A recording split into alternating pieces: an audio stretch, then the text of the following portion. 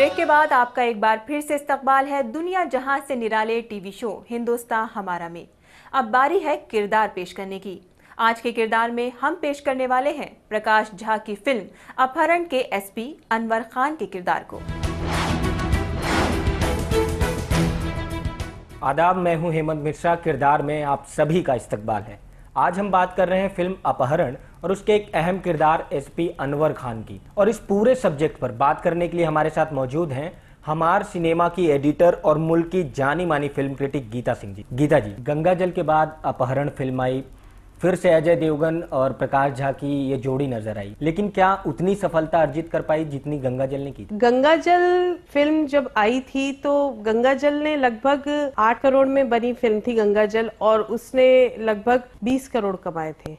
उस हिसाब से देखा जाए अपहरण इसी के आसपास बजट की बनी थी, 8 करोड़ की फिल्म थी ये, और इसने 17-18 करोड़ कमाए। तो हम मान सकते हैं कि सफलता तो दोनों ही फिल्मों को मिली। और प्रकाश झा की फिल्म को सफलता के साथ सबसे बड़ी चीज ये होती है कि उनकी फिल्मों की चर्चा बहुत ज्यादा होती है। तो अपहरण की चर्चा शायद गंगा जल से ज्यादा हुई थी। जैसे कि चर्चा की बात की तो प्रकाश झा की अक्सर फिल्में आने से पहले ही चर्चा में रहती हैं। अभी चक्रव्यूह फिल्म आने वाली है, वो भी अभी से ही चर्चा में है। उस फिल्म के बारे में भी हम थोड़ा सा जानना चाहेंगे। अभी जो प्रकाश झा की फिल्म चक्रव्यूह आने वाली है, तो जैसा मैंने कहा कि हमेशा प्रकाश झा की फिल्मों का रियल बनाने के लिए वो असली जिंदगी की कहानी को कहीं ना कहीं से लेते हैं, और उस फिल्म के अंदर नक्सलवाद की कहानी को उन्होंने दिखाया है।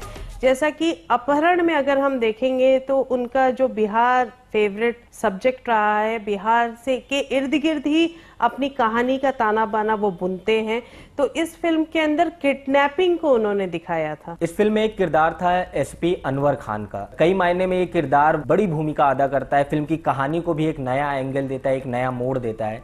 कितना अहम है ये किरदार इस फिल्म के लिए? एसपी अनवर खान का रोल इस फिल्म में मुकेश तिवारी ने निभाया है, और फिल्म में जब भी इस किरदार को हम देखते हैं तो हम ये पाते हैं कि अजय देवगन को वो पूरी तरह से क्रिमिनल नहीं मानता था। एसपी अनवर खान को ये पता था इंडस्ट्री बन रही है किडनैपिंग की, उसके जो नेक्सस है वो कहीं ना कहीं पॉलिटिकल होता जा रहा है। तो इस फिल्म में एसपी अनवर खान जब भी आए हैं वो कुछ अलग ही दिखाते हैं अपना कमाल। अभी लोगों ने सोची समझी साजिश के तहत एक सरकारी अफसर का अपहरण किया। अपहरण में भी एक कुछ कहानी ऐसी थी कि एक पढ़ा लिखा लड़का किस तरीके से क्राइम के दलदल में फंस जाता है, उसको दिखाने में एक बड़ी कहानी को लेकर के उन्होंने फिल्माया।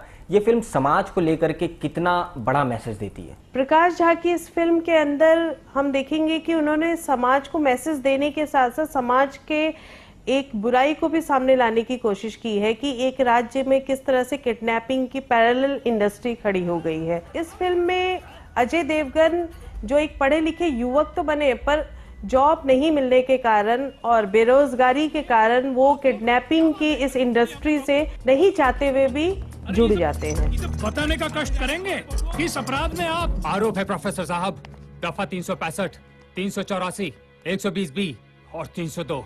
छोटा सा रोल था बिपाशा बसु का, लेकिन छोटा था लेकिन काफी सपोर्टिंग साबित हुआ अजय देवगन के रोल के लिए। इस फिल्म में बिपाशा बसु पहली बार ऐसी डायरेक्टर के साथ जुड़ी नजर आई, कहानी को ग्लैमरस से हटा करके रियलिस्टिक तरीके से दिखाने की कोशिश करते हैं। फोन किए होते, आने का तकलीफ क्या किए?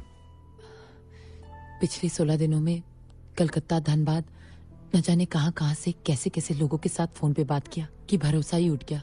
वैसे तो प्रकाश झा की बहुत सारी फिल्में हैं सोशल इश्यूज को लेकर के, लेकिन अपहरण इन फिल्मों में से कितनी जुदा है? बिहार में बन रही पैरेलल किडनैपिंग इंडस्ट्री को दिखाती है कि किडनैपिंग भी किस तरह से एक उद्योग की तरह चलने लग गया है। इस फिल्म का जो विलेन का रोल नाना पाटेकर ने निभाया है, तबरेज खान का रोल भी एक असली जिंदगी में शहाबुद्दीन करके एक वहाँ के नेता हैं, माना जाता है उनसे प्रभावित रहा है ये रोल। अपहरण में अजय देवगन पर कहीं ना कहीं क्या भारी नजर आए हैं नाना पाटेकर? अपहरण में नाना पाटेकर जब भी आए हैं तो वो अपनी एक छाप छोड़ते हैं, और अजय देवगन और नाना पाटेकर को अगर जब हम आमने सामने पाते हैं कुछ दृश्यों में, तो ये हम कह सकते हैं कि नाना पाटेकर हमेशा उन पे 20 साबित हुए हैं। फिल्म के क्राफ्ट की अगर हम बात करें तो इसके डायलॉग्स भी बहुत अच्छे थे। क्या समझते हो अपने आप को? हैं? गया को मार देगा? हम गोली मार दें फिल्म तुमको का तो? स्क्रीन प्ले श्रीधर राघवन ने लिखा है, जो बहुत एक्सपर्ट माने जाते हैं क्राइम से जुड़ी फिल्मों की कहानी को कहने में। शुक्रिया गीता जी। आज के किरदार में बस इतना ही।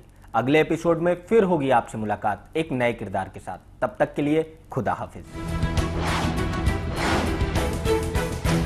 आज के एपिसोड में बस इतना ही। आपको हमारा ये प्रोग्राम कैसा लगा ये बताने के लिए आप हमसे राब्ता कायम कर सकते हैं इस एड्रेस पर। यकीन मानिए आपका हर एक मशवरा हमारे लिए बेहद कीमती है। अजनबी शहर के अजनबी रास्ते मेरी तन्हाई पर मुस्कुराते रहे। मैं बहुत देर तक यूं ही चलता रहा, तुम बहुत देर तक याद आते रहे। जहर मिलता रहा, जहर पीते रहे, रोज मरते रहे, रोज जीते रहे। जिंदगी भी हमें आजमाती रही और हम भी उसे आजमाते रहे। आज के एपिसोड में बस इतना ही। कल फिर होती है मुलाकात इसी वक्त, इसी चैनल पर, इसी प्रोग्राम में।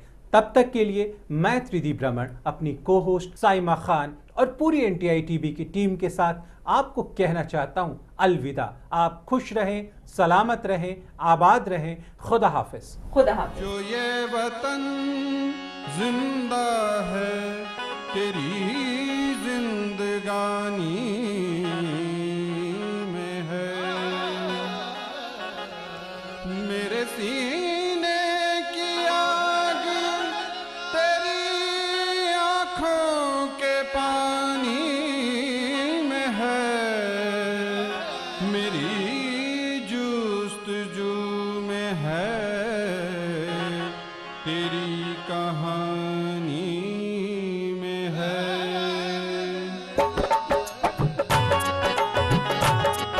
ओ जितना है तेरा उतना है मेरा।